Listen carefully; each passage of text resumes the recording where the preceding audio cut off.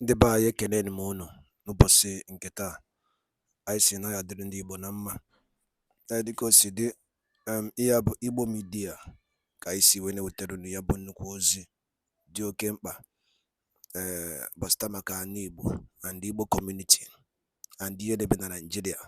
Ya bụ ife ka anyị na-ewetara unu na Igbo Media. Dịka isi wee na-esole anyị, ọ bụ na nke a bụ ụbọchị izizi gị ị na-abịa n'ilu akwụkwọ na Igbo Media, kabaru ka subscribe and turn on your notification ka ị miss any of our updates dịka anyị na-etikwu ya n'ilu akwụkwọ kwa mgbe. Dịka o si dị, o nwere ya wetara n'ụbọchị nke taa gbasịta maka ka ya bụ ife si ada and gbasịta maka ka ya bụ ife si akpọtụ n'ala Igbo. Biko mma achọ ka ige ya bụ ife.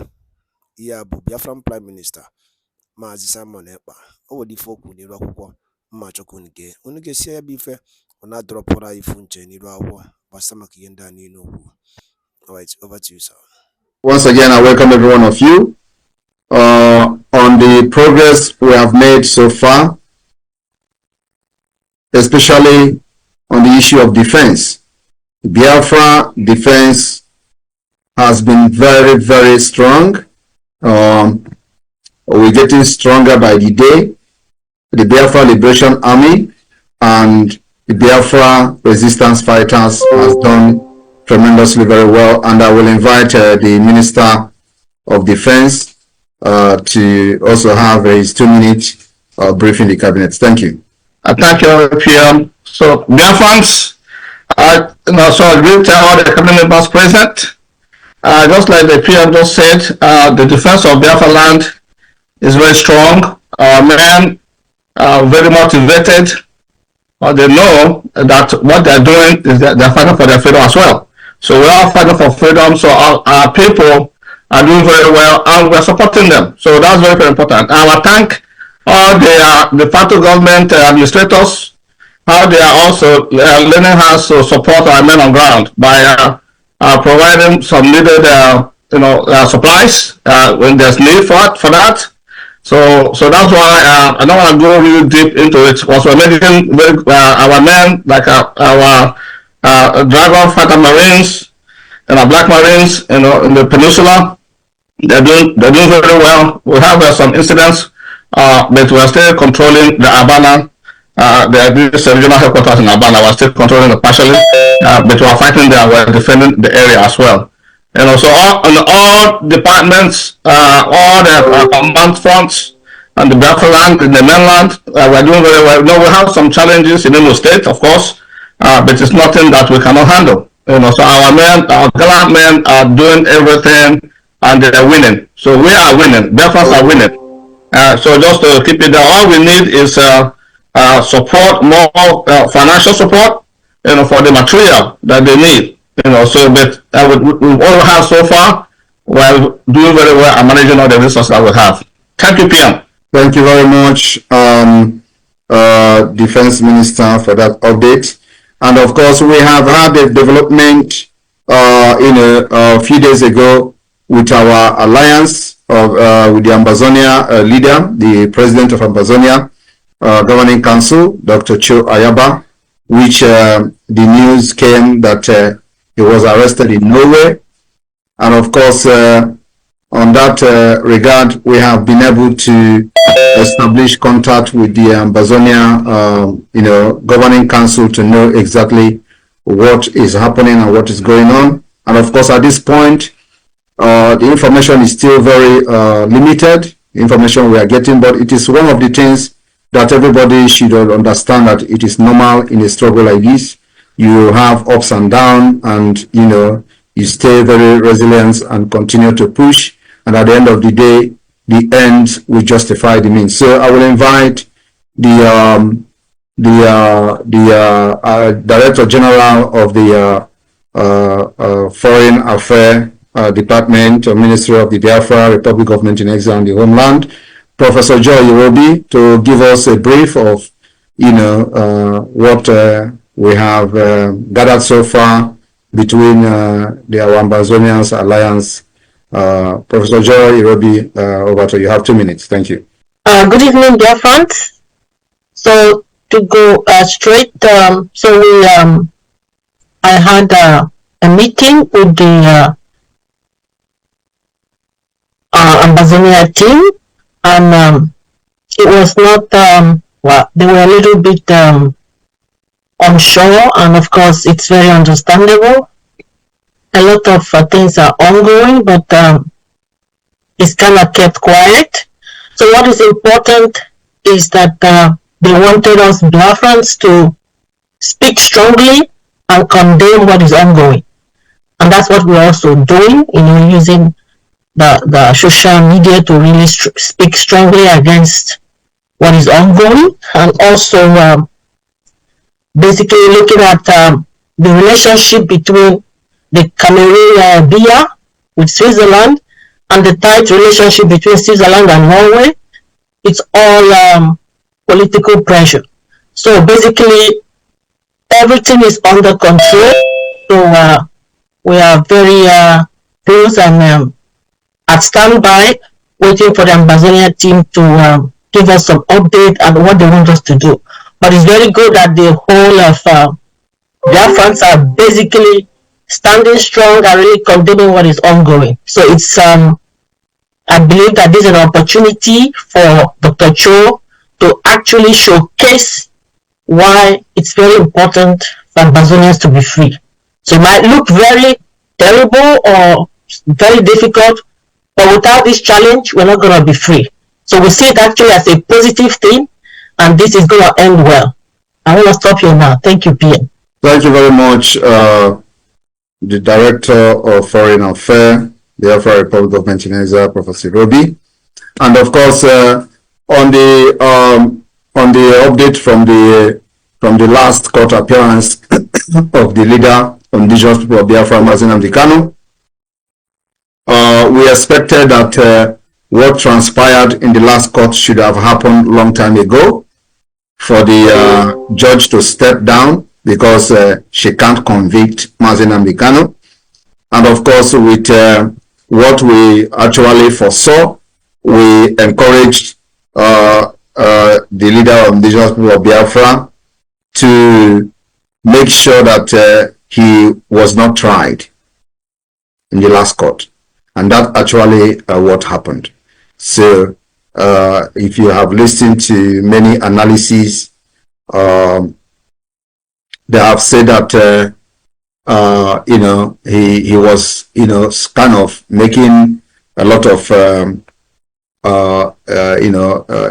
took the show by himself in the court and didn't allow the lawyers to continue, because it is not proper that you can't try a crime on top of a crime. So he actually took advantage of that, and that led to the judge from resigning from the case, which is what she should have done a very, very long time ago. And so we are expecting that there's going to be a change in this whole process. But remember that we are not expecting him to get justice in Nigeria court. That is impossible. And that's where we have been stressing from the one. MAZI Kanu can never get justice. You don't expect government, there's a terrorist government that went as far as going to another country to kidnap somebody and to come and give that person a justice. It's not possible. So every reasonable person should know this. And I'm very, very happy that MAZI Kanu understand this very well, and the message gets to him very, very well. Today we are also getting information that the terrorist DSS did not allow the lawyers to visit him. It is also not a surprise to us. But one thing I would like to say here today to the lawyers who are still seeing him is that, whenever I come to shout and cry like this, remember that there is something behind it. The problem MAZI Kanu have today is the ex-wife. She went to visit him not because she wants to do something. She wants to know how he is doing. She wants to know how healthy he is. She wants to know everything surrounding him how things are moving and how things are going. And she was very, very shocked that MAZI Nnamdi Kanu was sound, health, and healthy. So what did she do? She needed to come out and start causing confusion in order to escalate when MAZI Nnamdi Kanu is already getting himself somehow. He wants to cause more confusion. So the more they limit, although she's not going to go there again for a very long time, but the more they limit anything, communication or contact with the woman, the better for MAZI Nnamdi Kanu case. She was directly involved in sabotaging MAZI Nnamdi Kanu in Kenya. And a lot of people do not know what happened. There are a lot of information some of us have that many people who are shouting out there on social media do not have. And I'm happy that his in-law, Master Prophet, is making some kind of revelation, which a lot of people are taking as a joke because of the kind of person he is. So a lot of people don't take what he's saying very seriously. But there are some things that he's saying that I personally know. And one of them is that MAZI Nnamdi Kanu relocated to Kenya. He has made this thing public and nobody is actually interested in digging deeper. The reason he said MAZI Nnamdi relocated, he did not say he went to Kenya, he relocated to Kenya. And I am not surprised. He was also making comment that say anybody, any woman that is hitting the husband. Have you people listened to the latest video of Master Prophet? You know, he is the person he is. He's not, you are not supposed to take everything he says very seriously, but there are some certain things that he's saying that some of us, somebody like me, I know very well that it is the truth.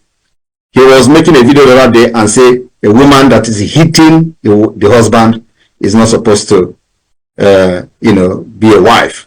A woman that is chasing the husband out of the house is not supposed to be a woman. A woman that is holding the man in the shed is not so. So all these things, what he was saying is actually what this woman did to MAZI Nnamdi Kanu in their house. And he went further to say, because the woman feel that in Europe, a man cannot react, it means that this was what actually was going on in their house. MAZI Nnamdi Kanu had to leave the house. So if a woman will have done all these things to the husband, you think that that woman will want the best of the husband? The answer is no. So I want everybody to understand that many things that we know that many people don't know, it is still going to be in the public. But listen to what this Master Prophet is saying lately, not like when he was carrying baby and looking for Simon EKPA to kill, all those ones are, now everybody's brain is coming back because they have done, and now it is time for people to, say the things the way it is. So if she can do all these things to MAZI Nnamdi Kanu, which many people don't know, up to the extent of, chasing him out of the house, and during the time of Nelly, a lot of things, a lot of information we have, but we are just holding on, to know how things will go. So there are a lot of things that is happening. Of course, MAZI Nnamdi Kanu is not in a position at this point to make certain decisions because he doesn't know what is happening out there. So, but the lawyers now are the people I am talking to, and I know they're going to listen to this because everybody is waiting for this meeting. So I'm talking to the lawyers. The more they limit any access, any information, and let me also say it here. The only reason why she went to Abuja was because she is no longer getting information. Information is not coming from Ejimako. Information is not coming from the Maxwell. Information is not coming from the other Ejiofor, the other lawyer. So she was not getting information anymore, just like the criminals in the DOS. They're not getting information anymore. So she needed to go to see things herself, to know the condition of MAZI Nnamdi Kanu. And when she went there, she saw of which MAZI Nnamdi Kanu cautioned her, warned her very well that if you attack Simon EKPA, you'll be divorced. Openly. She came back and she ran mad. So what is happening now is that we don't need to, give credence to whatever that is happening. BIAFRA is not a family property. Anybody who is very competent and capable can fight for Biafra. And that is what all of you who have gathered, sacrificed everything, your money, your time, your profession, and your everything you have, including your security, you put it into the struggle to see the kind of progress we have made today. Do not allow anybody to make you believe that the struggle for Biafra belongs to certain people. No. What we are doing today is we are giving our service, our promise. The promise I made to MAZI Nnamdi Kanu is that I'm not going to betray him. And as long as he have not betrayed Biafra, I will stand by him and for him till the end. That is my promise, and that promise is not just to him, but it is between me and God. So every one of you who have supported this movement up to this point, that we are now globally, that we are now in the US Congress, that we are now in Washington, D.C., we are now in the discussion of the American policymakers. What has never happened in the history of Biafra, including during the war. I want every one of you to understand that the progress we have made so far, we have not made, Biafra in the history have not made this progress, even during the Biafra war. So put that at the back of your mind. We are breaking the doors and the jinx that has held Biafra back for many decades. I remember all of you when I said that it is a step-by-step process. I told you that the time is coming when we are going to now focus on the diplomatic fight of Biafra liberation. That's where we are today. We have set every institution of the government. We have made sure that all mechanisms that we are supposed to have before we start going to the people to knock at the door of the people that will make Biafra to come and recognize Biafra, we have to put those mechanisms and everything in place. We have done that. We have achieved that. And so, which is the reason everybody is listening to us. When you want to go and they have to ask you, where is your map? What have you done? We have even gone as far as conducting self-referendum. In the self-referendum have recorded sources. It is not only that, we have been able to hold Nigeria in a very, very tight corner. For the past 3 years, the Biafra people have given vote of no confidence by every Monday sit at home to every representative of Nigeria in Biafra land. So we have been able to delegitimize Nigeria using multidimensional approach. So what I'm trying to say here is that do not let anybody to bring you back to the age of the stone, thinking that Biafra struggle is for a family or for certain people. No, it is not. We are only here to make sure that the promise we made to our fellow human being and our leader, MAZI Nnamdi Kanu, that we did not break that promise. And we continue to stand on this promise till he comes out. And if he did not back down on Biafra, we will continue to stand on the promise.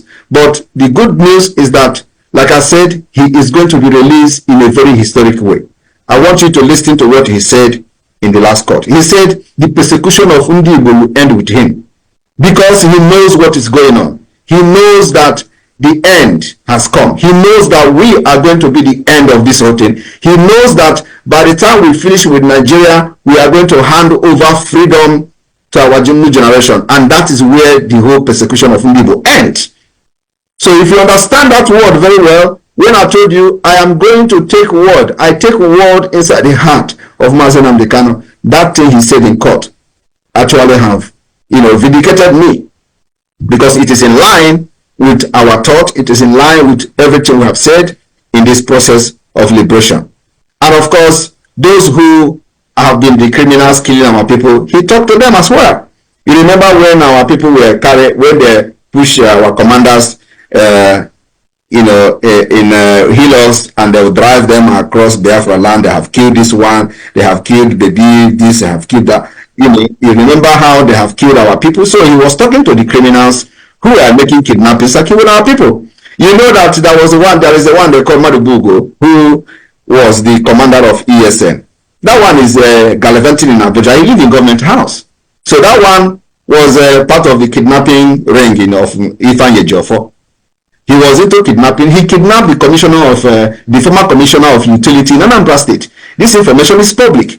I called the man's name. It is on social. It is on media. Nigerian news reported it. They swore oath with this man and they were collecting 30 million. I have called on this man to come out and deny what I'm saying, if it is a lie. They swore oath. They kidnapped this man, give him oath in the bush, and release him after collecting ransom. This Madubugu. And today, with my exposition, maybe the man may have gotten his freedom of paying them 30 million every time. When MAZI was kidnapped newly in 2021, this man was the one sponsoring them sponsoring the J4 going to court in Abuja, just for formality. Every time that is court, this man will give them 10 million. And he give this 10 million to Madubugu. Madubugu will take cash and go to Abuja and give a job for 3 million. I have every information. So now, this man, I have challenged Soludo. Your commissioner was kidnapped. Can he come to tell Biafrans or Nigerians who believe in Nigeria, who kidnapped him, who gave him oath? I already told him that oath they gave you will never do anything to you. And of course, which I believe he have realized by now, because I don't believe he's still paying them after the exposition. So now, MAZI was talking to people kidnapping people in Biafra land. He is talking to them. Today, ask yourself, why is that Madubugu, who was this ESN commander, is no longer going to the court to kiss MAZI? That is the question that everybody should be asking. They were the one who goes to the court to kiss MAZI. Why is he no longer going to the court? He was talking to those criminals. But you know what they do? They say, oh, he was talking to someone else. Is someone else a kidnapper? And fighting Nigeria government, Nigeria terrorist government, fighting the army who comes to kill our people, who killed the IPOB even when I was not in Biafra struggle. These are the people that our guns are against. And they know that very well. But because they have collected money thinking that will stop me, and they have not stopped me for the past 3 years. And here we are, surging ahead into the declaration of independence state of Biafra, the redeclaration and restoration of independence of that Biafra, and all of them are running mad. So my people in the cabinet, I want every one of you to just beat your chest, shake yourself, clap for yourself, because you have done something nobody else have done in Biafra struggle. You have made a history that nobody else has made. Today, because of you, we have scattered the entire United States Congress, and everybody is now posing with Biafra Charter. They now come to understand what is Biafra. They are interested in knowing more about Biafra, and many dignitaries are hopeful to embrace our convention in Finland, and that is going to be another history from this 29th of November to 10th of December 2024. We are going to make history and be part of this history. Do not let anybody distract you. No matter the propaganda on social media, it is going to increase. Do not let them distract you. Be focused and focused and focused. Thank you very much. And by Ekenekwen Mono, Kunsinesela na Igbo media, boy by si wotero na yabo osi di okempa. Master maka ya brief Biafran Prime Minister kwuru n'iru akwụkwọ n'ụbọchị uhuruchi nke taa. Ekefi were ikwu gbasata maka ya bụ ife ndị a niile okwu gasị dị iche iche dropụrụ anyị ife iche n'iru akwụkwọ na comment section na Igbo media. Ndị be asị na n'Igbo ya adị na ya dị ka echi ada agwụ ọgwụ. Ise. Thank you and God bless you.